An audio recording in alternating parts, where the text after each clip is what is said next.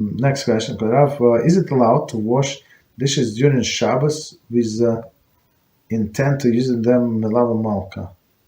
So no. We're not allowed. So Melavah Malka, even though it is a mitzvah, it's a fourth mitzvah. I mean, in some sense, like I think that's a confusing part. That's the way I see it, right?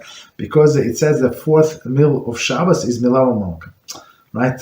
Fourth meal, but technically it's after, like practically, you can do Melavah Malka. Can you do Melavah Malka? You cannot do Melavah Malka like before Havdalah. Right, so because if you start meal before Havdalah, so it means it's Shabbos, still Shabbos. So, but if you do Havdalah, and then Melavah Malka. So some people, they prepare Melavah Malka, the whole meal, and they do Havdalah. For example, they have guests over. Sometimes they do like music, the kumzits, whatever they do, they have people over. Now you can, after Shabbos, you can drive.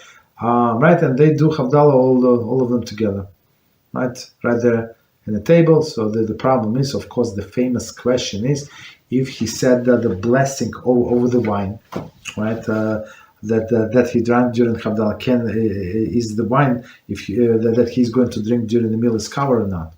Okay, that's the famous question. So the answer is yes, because even though it's not part of the meal, but if he has clear intention that I am also planning to drink wine during this Melavah Malka, then it is covered.